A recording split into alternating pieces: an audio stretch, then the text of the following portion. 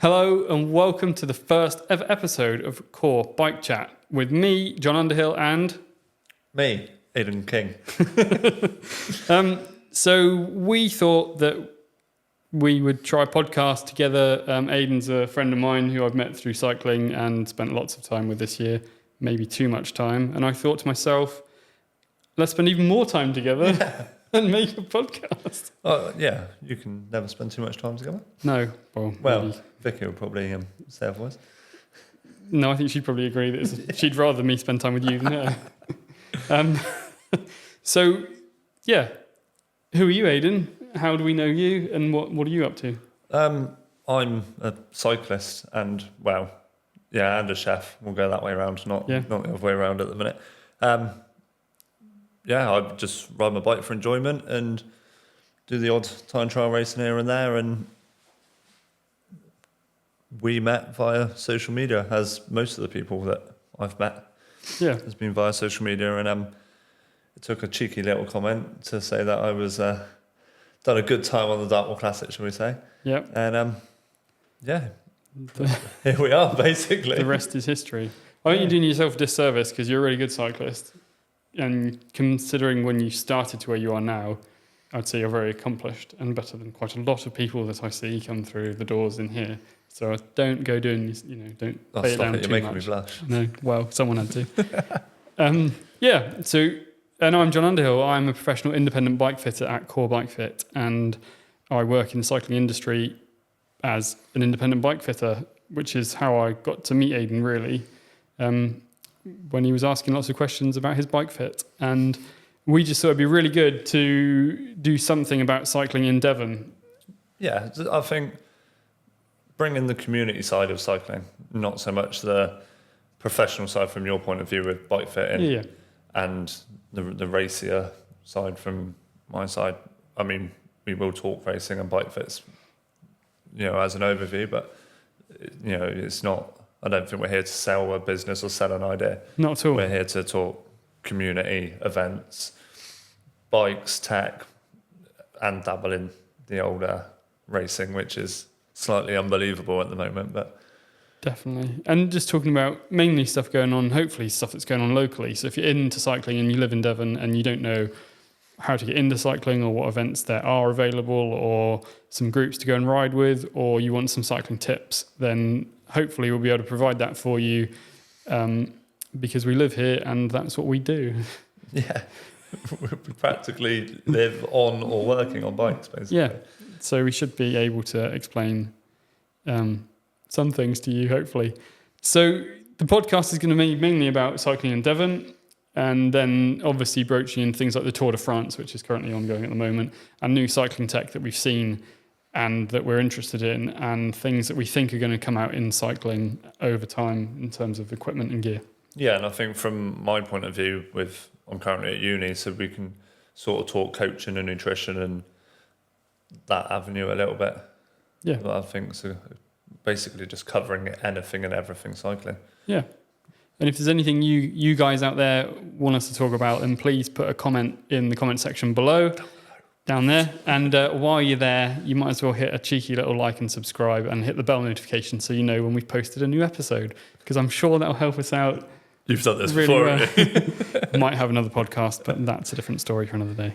And so we really just thought that it's something that we'd want to listen to when we were talking, and we end up descending into ridiculous conversations about stuff. So we just thought, why don't we stick a camera and some microphones in the way, and see what we can put out. Some bright lights. Some very bright lights. Yeah, we are missing the head mannequin, I noticed, though, that we discussed. We've not put that in today, but Jeff will be coming in next time. Jeff will be making, this is our third commentator on the podcast. Jeff will be with us very soon. And so, Aidan, how often are we going to put this out? That's what we said. Weekly. Fortnightly. Every Sunday. Every Saturday or Sunday. We haven't quite decided yet, but when Jon edits it. Yeah, when Jon puts it together. So we want to do like a semi-regular thing, so we've got some timings to work towards, keep it up to date. We're going to attempt to go for every other week on a Saturday or Sunday. We'll figure that out as we go. The best place to look for knowing when a new episode is live, if you haven't liked and subscribed, or be on Aidan's socials, because he is by far the better one of us at doing that. That's probably because I have more time. Possibly.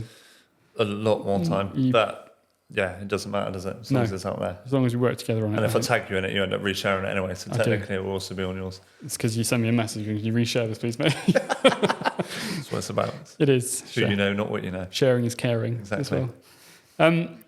So you'll be able to find us on YouTube because we're going to record it with a camera, and we're also going to be pushing it out on all the podcast sites. So it should be available on, when it loads up, Spotify, Amazon, all of those, Apple Music or Apple Podcasts, all of those places. Natively. So however you want to listen to us talk or watch us is entirely up to you. You can pick your poison, so to speak. Just not OnlyFans. Yeah. Not on OnlyFans. No. Aidan has one of those himself, but I'll let him tell you about that later. He pays you to watch it. I was going to say, I think I would lose money if I had an OnlyFans. So that's pretty much the idea. What should we talk about now? This is episode 1. He's looking at my notes. I've told you, I haven't got my glasses on. So, Tour de France, really interesting this year. Doping. Straight in there. You think some doping? Yeah. What do you think? Vingegaard. You reckon? Yeah. Why? Because it's just miraculous. It's basically what he done last year. Yeah. It's pretty... But in the first week. Impressive. And coming back from injury. It's a little bit too impressive. And he hasn't been cycling as much. Although they did turn his Strava off so you couldn't see what he was up to. Yeah. But 6 weeks ago. Yeah, but even he said at the start, I know it's a whole mind games and stuff going into the Tour, and he's not going to say I'm on form, but he did say if I can finish this Tour, that is an achievement. So, And he's been a bit good, hasn't he? Well, he hasn't done nothing until yesterday. Yeah. Was it? Yeah, yesterday. Well, he won the stage, didn't he? Yeah. He out-sprinted Tadej Pogačar. He did, which is some feat after sticking with him. And then, it's a bit crazy, really, isn't it? Considering he led him out for the final 500 metres as well.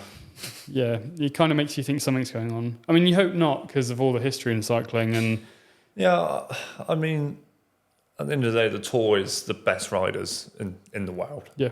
And you've kind of got this playing field where you've got Jonas and Tadej Pogačar, and then sort of Remco, Roglic, Rodriguez on a good day, and then everyone else. Yeah. It's very split. It is. It's not fighting for a podium, it's fighting for third. Yeah. Basically. It does make it quite an interesting tour, though, doesn't it? Oh, it's been an exciting tour, especially with Tadej doing the Giro as well. Yeah, because I was leading into it, I was thinking Vingegaard's been off, sick, ill, recovering. It's quite likely that we're just going to have the Tadej Pogačar show and he's going to boss it and win it. So it's been really fun to actually see him, I wouldn't say struggling, but having to... Yeah, having some competition, because he didn't really have it in the Giro, did he? Because it just makes it much more fun for us watching it. Yeah, definitely. And I've got an unpopular opinion, and it's fairly unpopular, I think, because a lot of people say that Jasper Philipsen is the greatest sprinter of current times, and I don't think he is at all. Right. Who do you think it is? Bimmy. I'm not going to try and pronounce his full name. Yeah. Bimmy Girmay. He won today, didn't he? Spoiler. Yeah. Well, but this will be out in about 4 years' time. So. Yeah. Back then in the 2024 Tour de France. I don't know. I don't know if you can necessarily say there's one outright sprinter because, well, apart from Bimmy winning 3 stages, it's been different sprinters every stage. Philipsen's got one. Mr. Sir Mark Cavendish got his 35th. He did, and very well deserved too. Yeah. And we definitely take a moment to salute Sir Mark Cavendish for his achievement, because... We're not actually going to salute that. I think we should. I don't think we should. No, we won't. But if you're watching Mark, and I'm sure you will be, well done. I hope you subscribe. Well done for an absolutely fantastic achievement. He can actually retire now. Yeah. Do you think he will? Yes. I do too. I don't think he's going to finish the tour. Quite possibly not. But, when you look at what he's done in modern times... No, it's not good enough. He needs to finish the tour. Yeah. But when you do look at what he's done in modern Yeah. times with who there is out there and the other cyclists, other sprinters that he's had against him over Oh yeah. the last decade. Well, Sagan, Marcel Kittel, Yeah. all the big sprinters, and he's gone through sort of the different eras of cycling. Yeah. And he's had to change how he goes about trying to achieve those And also, things. don't forget, I can't remember what year it was, but when he was riding for Dimension Data, we thought he was gone. Yeah. Like, with his Epstein-Barr virus, and, we didn't know, but now you've seen the Netflix show. Yeah. His depression and his downfall, pretty much, to come back and still win. It's been pretty special, isn't it? Yeah. And it's nice to see it happen. And he's British. And he is British, which is also a really good thing. And it's just a nice thing. I mean, everyone knows, I think everyone knows, but when you look at his results and who he's been up against, without having to have won that extra stage, we all know he's the best sprinter in the world. Yeah.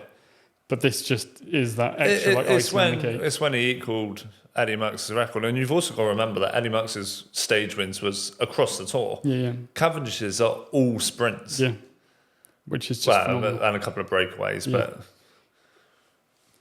Yeah, but still, Merckx's competition at the time as well wasn't anywhere near the level. And cycling, I mean, Merckx was a fantastic cyclist who put lots of things into place that changed cycling forever, like bike fit and training and before my time. Yeah, and mine. But if you read about it, he's the forefront of training. So he changed a lot of things around cycling as he figured them out. So his competition was slightly behind him. Yeah. But he's still an absolute boss. Yeah, definitely. And for Cav to do what he's done, I really think, salute to you, Mr. Mark Cavendish, for... And also Eddie Merckx didn't get led out by the yellow jersey. No, I mean, that was pretty epic. Bradley Wiggins leading him out that year was... And G. Yeah, that was... it's just great moments. Yeah, there's so many great memories. You see a lot of montages of 1 to 2 minutes, and that's not long enough. You could have a whole show of Mark Cavendish moments. And I think the thing is as well, is we're never going to see anything like that in our lifetime again. No.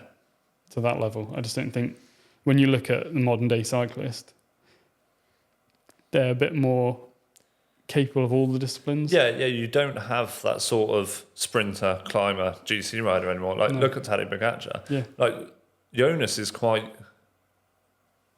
he's young, but old-fashioned in a sense, because he's a GC rider and a climber. Yeah. Whereas Tadej, he's Strade Bianchi.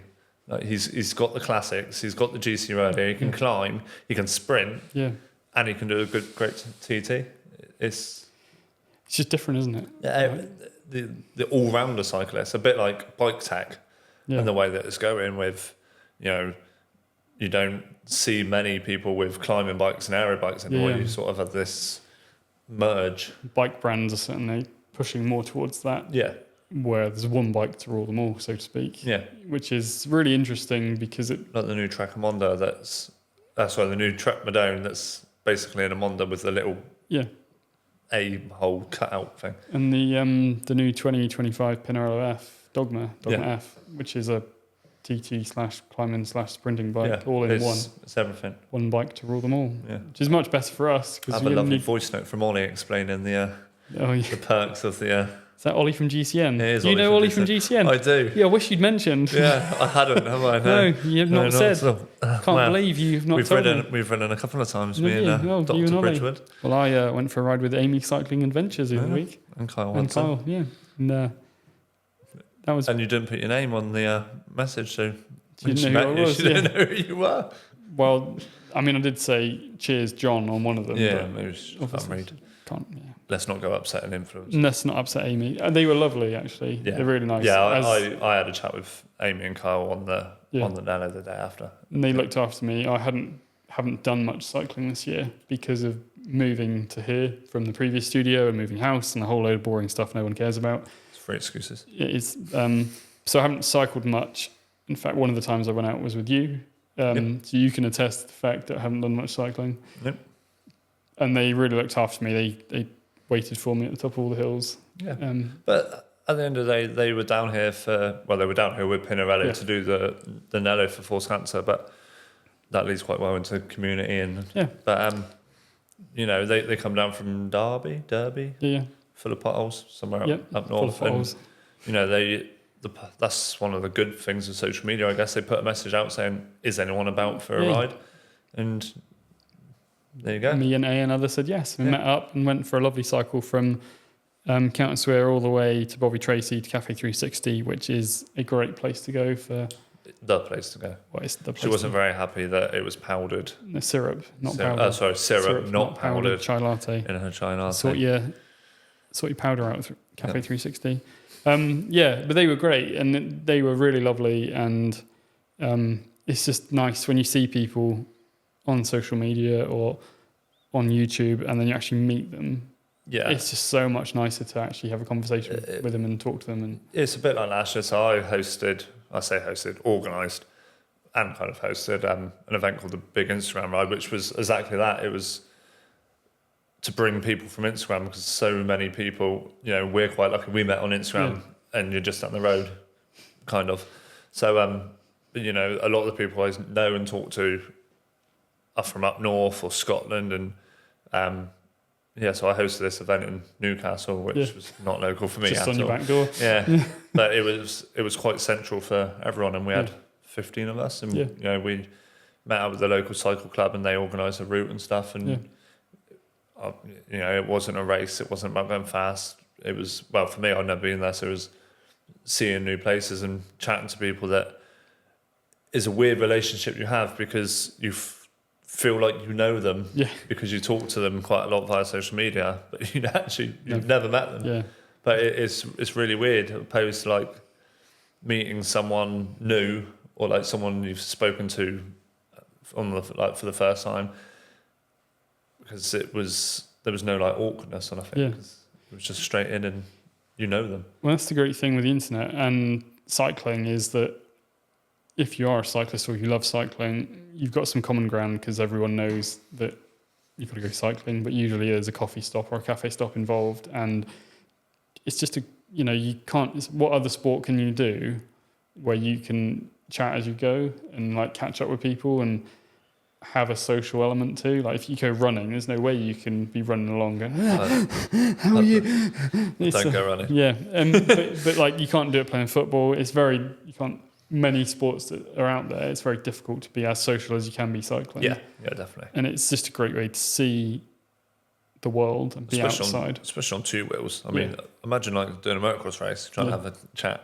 Yeah. It wouldn't work, would it? Not at all. But and the big Instagram ride that happened again, didn't it, recently? Yes, I couldn't make it because I didn't want to travel to Scotland. Yeah. And it was my sister's birthday. Yeah. I'll let the listeners decide which reason was the reason I didn't go. So Caroline and Stu, some good friends of mine through Instagram, took the reins for me this year and hosted it in Scotland. I'm not going to say where because I can't remember. Yep. But they had a bigger turnout. It was more than we had at the first one. Some of the same faces and probably 60% new faces. Yeah, that's pretty. And Stu went all out because he's big on social media and he's anyone on Instagram will know GB Scotland, and he had little pin badges made and stickers and all sorts. So they went all out, bless them, and it was worth it for me seeing it. It was actually quite nice to see it happen again, because this year's been so manic. I wouldn't have had a chance to organise it. And it's happening again next year. Yeah, down this way. You organising that? Well, we are. Yeah, we're going to do it together this year. When I say down this way, not in Exeter, but a bit more down this way. A bit more. South of Bristol. Yeah, probably. Yeah, or maybe Dorset or something like that. That's closer. So. So hopefully we can get more people there and make it bigger again. And also like the reason why I went up there was to ride new places. Yeah. Those people have never been down here. Well, Stu done that since Jon goes solo, self-supported. We've been through a bit of it, but he's not seen the whole of... Yeah, he went for Dartmoor and Exmoor. Yeah. Mental. I met him at Dalberton. It was the first time we had met in person. Oh, I remember you saying, yeah. And I was parked up in Dover, and I made some banana bread because I come from work. I was sat in the boot of my car waiting for him, and he'd come down off of like Exmoor, so like the reverse of the Nello route, and he looked so broken, and it was like halfway through day 2, and he was like, he broke down in tears, and he won't mind me saying this because we've spoken about it before, and he was doing it for a good cause, but he broke down in tears. He was like, "You're the first person that I've seen that has come out to see me. Yeah. Like I've done 200 and something miles, and I haven't seen anyone." And yeah, no, it was a really nice moment. I think I'd cry if I saw you too. Hey, there's a reason I don't look in mirrors. No, seriousness. I mean, and that's the great thing about cycling, and when you're a cyclist, understanding what someone's going through, and you would have, I mean, you know what it would have been like to do that because you've also done London running groups. Yeah. And so to go and actually meet him and do that must have been absolutely like a lovely thing for him to witness. And he gave me a little pin badge. Like I said, he likes pin badges. Nice. But Pin badge man. Pin badge man. And they aero. I don't put it on the bike. Okay. Or on my kit. Fair it's enough. my little bag. I didn't know if he had them on his kit. No. He definitely was not aero. Definitely not aero. But like cycling is such a wonderful thing to bring people together. And I think that's what we want to do, is bring more people together in Devon to enjoy cycling. And I mean, I see it a lot in the studio, and I don't want to talk about bike fitting specifically today, but where people don't get on with their cycling because they're not very comfortable. So help a lot of people to become more comfortable and enjoy their cycling. Because I see it from the other side with racing. To be fair, I'm going through a bit of it now. Like, wow, I'm kind of supposed to be peaking in my season. I started my season quite early, so I was sort of like peaking like for Mallorca time, like end of April time, and like now I'm kind of like, I enjoy it, but it's kind of, I'm not where I should be, and I'm not where I want to be, and that's kind of dragging the enjoyment out of it. So, you know, I'm going to spend the next month or so just riding my bike, I think. Yeah. Well, that's important too. And, you know, everyone, I think the really interesting thing with it is whatever you want to do, you can do, and you can set your own goals in it. Yeah. But you can still go out for a group ride and have fun with people, even if you're training for something or you're not training for something, or you haven't ridden as much as you want to, or you're like completely trying to nail something. You can always just go out with your mates and enjoy a cycle ride. That dreaded Mamhead PB. Yeah. Oh, don't go there. Let's not talk about that. Okay. Because lack of cycling. Sore subject. But that's why it's such a great thing. And, you know, on paper, you and I shouldn't cycle together. But we can. But we can. And we do, yeah. Because it's fun. Yeah. For you, maybe. Yeah, it's fun for both of us. No, But so what we want to do is like just open up and show people that might be on the fence about joining a club, or don't know what the next step is for them to get into taking cycling a bit more serious, or if they feel uncomfortable or they don't feel confident, is that you can, I mean, we're going to actually arrange some cycles, aren't we? Yeah. From here. Some group rides from here. And so we'll put those out on social media, and you can come along if you want to or not, and you meet us partway around. You can come for 10 minutes, an hour, 2 hours. And I get it quite a lot where I message someone that I know saying, do you want to go out for a ride? And 9 times out of 10, the response is no, because you ride too fast. Yeah. But that's the thing people need to grasp is I can ride slow. Yeah. When I ride by myself while I'm training, that's me. Yeah, it's different, isn't it? But I want to ride with people more because I don't do it a lot. And so, yeah, we're like open to putting things on and doing stuff, and we can do that. So come and join us for some rides. We're going to be posting them up. We're going to leave. So the studio where we are is based in Topsham, in Exeter, in Devon, on the Estuary, which is absolutely beautiful. We're right on Route 2 from Exeter to Exmouth. I recognise that script. Yeah. Funny that, isn't it? Hello, new followers. Hello, new followers. Yeah, quiet now. But it's a great place to get to because it's really cyclist friendly, and we'll be meeting up here in the near future and then going off for a ride, probably out towards Manmed really, because it's pretty easy Cafe and 360. safe. Cafe 360 and back. or a shorter loop depending on who's come, and then we'll come back here for a cup of tea. I think that's the thing with here, because it's such a central point. Yeah. We got Dartmoor that way, bit of a trek, but Exmoor that way. Yeah. And we got Dorset and Sidmouth and Coast. Even Exmouth, Woodbury, Woodbury got it all. Common, all of East Budley and all of that. Flat to Tiverton and back. Yeah, and we can go and do whatever we want to do depending on who's come. And there'll be no drop, so you just come along, say hello. We'd love to see you there when we do it, because the more people that come, the better. Yeah. And you've got stickers. And I've got stickers. Have I? Yeah, and top drawer. Oh, yeah, I do. All right. Give away my stickers. My super secret stickers. Yeah. Yeah.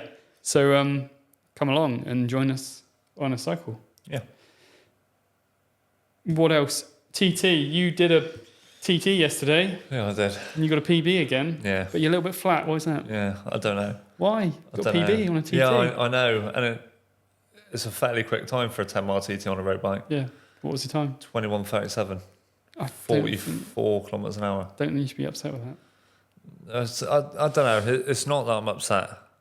My power numbers were down, which does upset me. But then also, the course, for those that do race the S4 from Buckfastleigh to Ashburton, it's a bit like a bowl. Yeah. And I spin out on the slight descents. And I'm looking down doing like high zone 2. Yeah. I think that's why my power's down. You need to change your gear in then. Yeah, I know. I need to run red. You do. Yeah. But it's. I'm not down. Well, I'm not down. No. I feel a bit flat about it, but I think that's probably because, as I said earlier, my season started very early, and whereas everyone now is sort of peaking, I'm kind of dropping off. Well, you trained for the 3-on-2, didn't you? Yeah. So I stopped training from March to now, really, because it took me a while to get motivated to train again. So training's not really been there, and also it's not really my sort of ride. It's a bit short. Yeah, I was going to say you're more of an endurance cyclist. Yeah. So I would be over the moon with that. I was looking at my Strava power curve yesterday, and sent it to Tristan, who won the road bike yesterday. He smashed a minute off me, 20:36, I think, which is like rapid. And he's very big into numbers and geekery, and for those that do come down a ride, he would definitely be keen to come on a group ride. Yeah. And he's a great guy to talk to, but he showed me that you can see your all-time power curve on Strava, which I didn't know. And I sent it to him, and basically my power curve is flat from 2 hours to 16 hours. It just doesn't move. He was like, that's the definition of a diesel engine right there. Like, just stays the same. Well, it's kind of what you know as well. Yeah. Because you are... Yeah, the longer the better. Yeah. 312, for example. 312. I was fairly happy with the 312. Fairly, yeah. You did the Fred Whitten too, didn't you? Yeah, that was horrible. Yeah.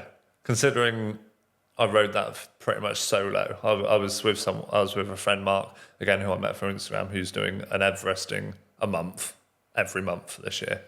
What is wrong with people? He's raising money for charity. Well, that's a good cause. That's the reason why we do these. Which charity is he raising it for? I don't know. He's Scottish. Okay. It's a Scottish charity. He's a teacher. I know that. Okay. I know that. Maybe much. we should find out and put a link in the description for anyone who wants to support the charity. We will. We could put quite a few charities in there. I work with quite a few as well. Yeah. Well, maybe we ought to ask the good listeners which charity the podcast should support. Yes. And then we should support that charity. Yeah, we could do a monthly or quarterly charity. Quarterly charity that we're helping. Yeah. As in putting information out about there. Yeah. That's a really good idea. Yeah. We should do that. Yeah. So we're going to do that. Yeah. There's a link in my bio on Instagram. Donate that. But no, we're not really delving into charity. I don't know where that's come from. But whilst we are on that topic, that is what most cyclists do events for. Yeah. We've said about the Nello that Amy and that come down for, and that's run by Force Cancer. Yeah. I've done various rides for Exeter Leukemia Fund this year. Like 20, was it this year? No, last year. That's why a lot of people get bikes. Well, I was going to say is quite often it's see people come in here because they are trying to do a big charity ride and they're struggling, or they don't feel like they can push power, or they're uncomfortable and they're suffering with something.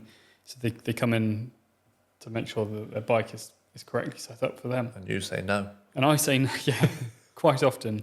And help them out. And it's such a great thing, because then they can go and raise money for the charity, which is fantastic. And it's and then what's lovely is if we've managed to help them get set up, is they carry on riding afterwards because they fall in love with it. And that is special. And that's another cyclist in the world of cyclists. Definitely. And clogging up the roads. Yeah. Bloody cyclist. No. But that's really important, that the more and more people that we can get cycling, the better. Comfortably. Yeah, comfortably. That's your part. Well, sometimes, allegedly. And I think that was an interesting conversation we had this year when we started talking about your bike fit. I think people often put bike fits as a performance thing, and actually comfort and efficiency, which is what we should all be striving for, equals performance. So if you're not comfortable, you're not going to be efficient and you're not going to perform. So if we get you comfortable, you'll end up performing through default because you're more comfortable. Yeah, which is quite funny because I wasn't uncomfortable. No. But my bike fit was awful. Well, I wouldn't say it was awful. It's not the worst I've seen. But I think what's really interesting is when you went through the process and the few things we've done, I think you've been able to see the benefit of them. Oh, yeah, definitely. Considerably. Yeah. And I think it's also helped that, like, you've actually, again, we're not selling bike fits here, but core bike fit. You didn't just do the changes and said, try that. You went through why we're changing stuff, why we're moving my feet, why we're putting insoles in, why we're changing my bent saddle. And but it's important you know why, the rationale behind it. Yeah. Because, sometimes I'll not see something or not get some feedback or whatnot and make a mistake, just like a physio would or just like a doctor might, and we have to try things and experiment. So if I explain the rationale behind it, sometimes it triggers people into providing some additional information which they didn't alleviate to earlier on in the process, which is great because we can make that change. But also you've got to, hopefully you leave with a bike setup, but also you understand how you work, like you as an individual, and everyone is different, and everyone's goals are different.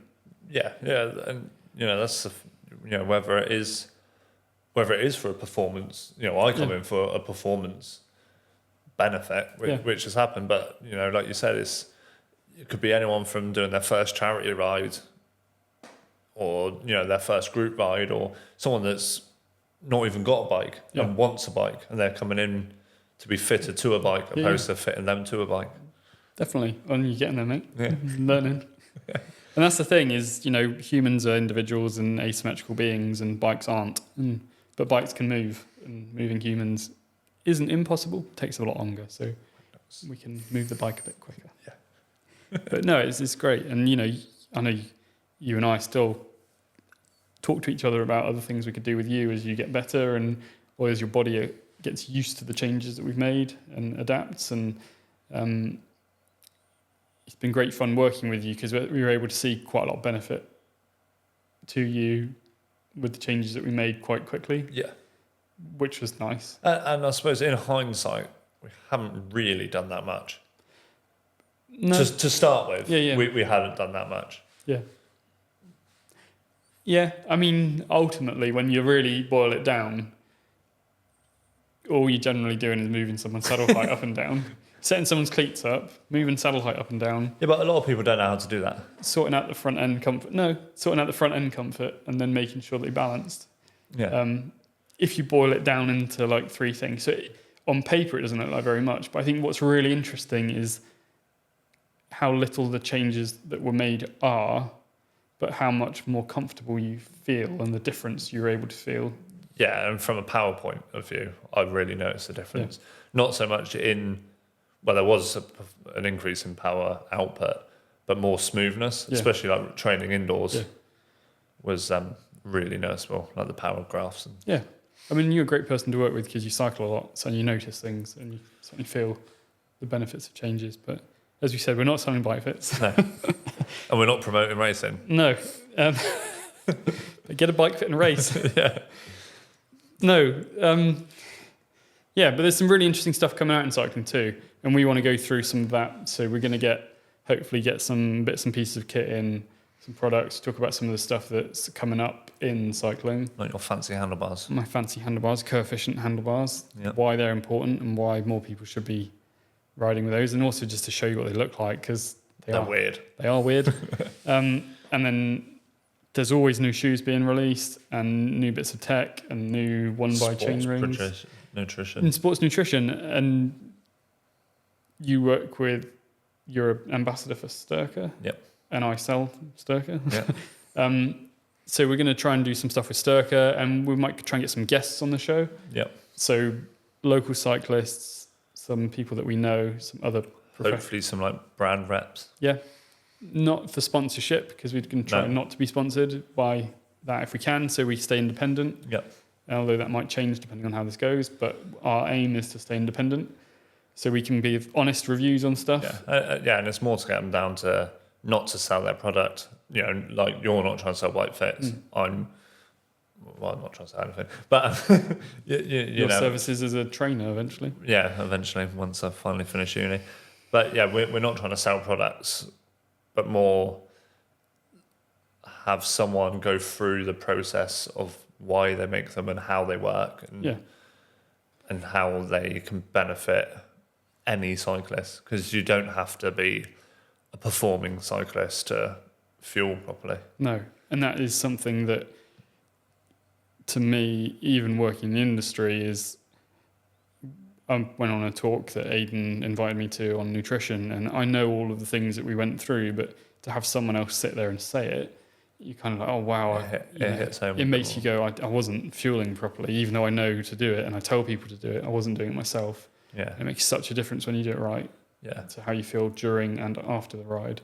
And I think we won't go into depth now, but if you break it down into carbohydrates and stuff, and you get amounts of how much rice, 90 grams of carbohydrate is an hour, it's a lot of food. Yeah. And that's why sports nutrition brands, yes, I use Sturka and I represent Sturka, but I'm not selling that. But they all do the same job in theory. But that's why they're so good, and that's why the pros use them, because you're not carrying bags of rice in your pocket or jam sandwiches. That could be fun.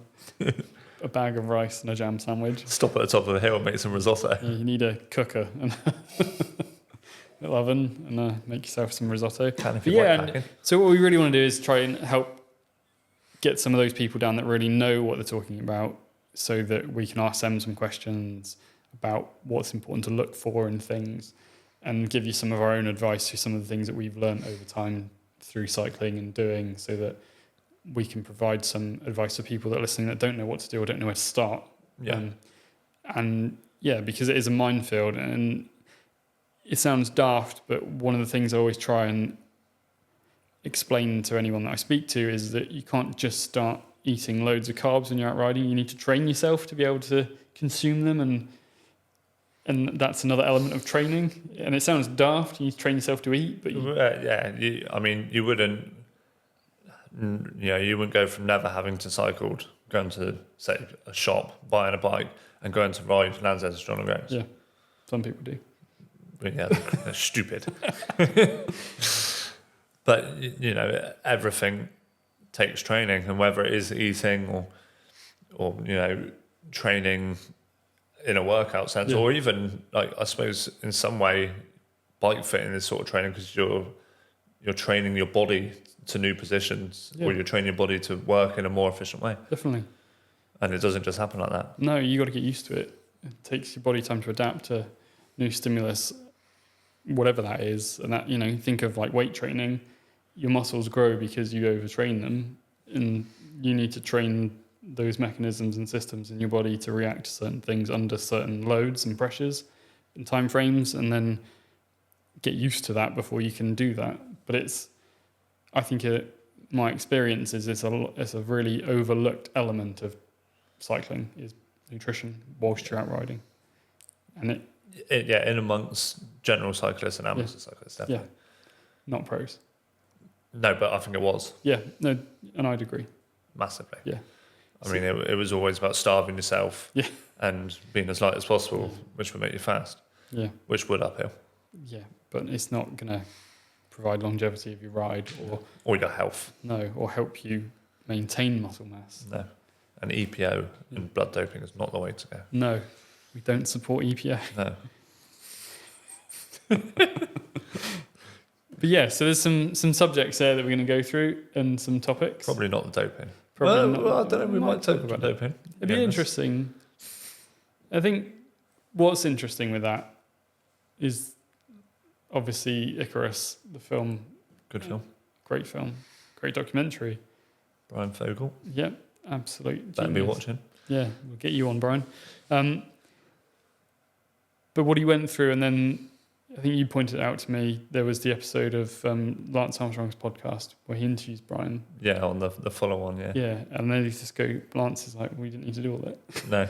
And I just found that fascinating. Yeah, so for those that haven't seen it, it is basically a very, you can't call him an amateur cyclist. I mean, he does Haute Route, and he does it a year clean, and he does it the following year on Lance Armstrong's doping program, which, as you find out if you watch the podcast afterwards, he didn't need to do, because when Lance done it, it was all in one. Yeah.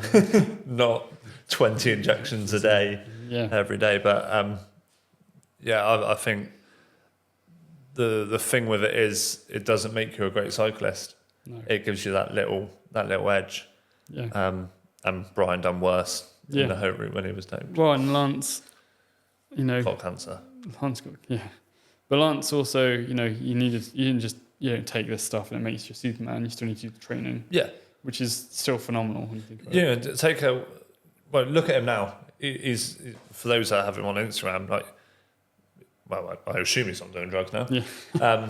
But he's doing CrossFit and he's doing stuff like that, and he's an absolute beast. Yeah, and he still cycles, Yeah. and he's still really good on a bike. Yeah. He didn't rely on it to be good. No. He relied on it to make him the best. Yeah.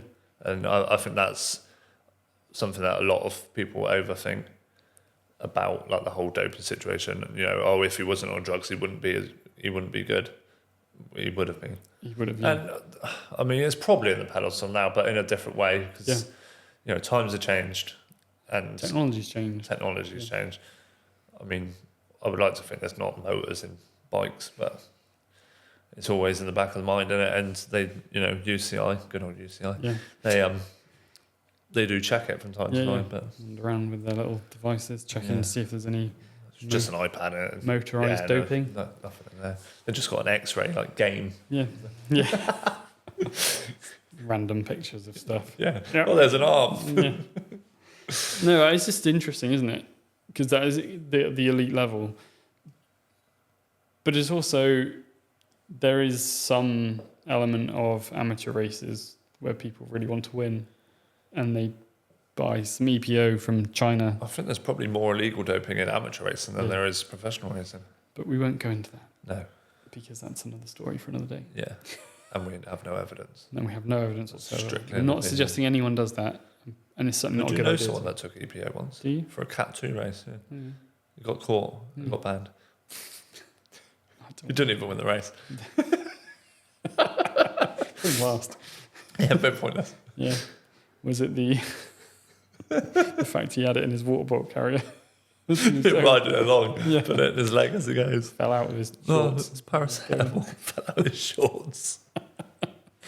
But yeah, so just to recap, we're going to try and put something out like this, but maybe a little bit more thought through, every couple of weeks. We're going to chat through our thoughts on local cycling and things that are coming out in the cycling world, things that you've been up to, things maybe I've been up to if I get my ass in gear and go out cycling, and when we're going out on a social ride, general tips and tricks that we think help people, try and get some people maybe down. Some events. Yeah, definitely some events, like sportives.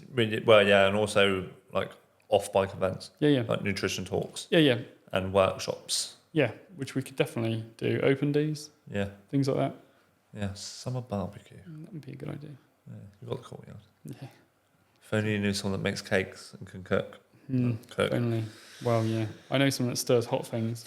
Stirs ingredients in pans. Yeah. But I don't know any cooks. Yeah. No. No.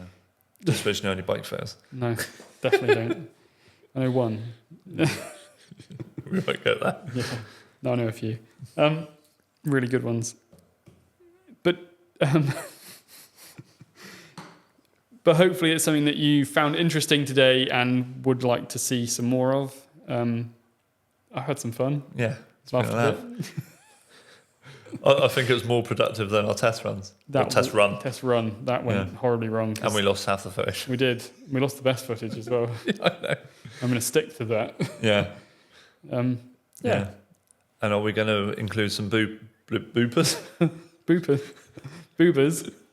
Yeah, we might stick Bloopers. some bloopers in. As like a little separate video. Yeah, we'll stick some stuff in. Yeah.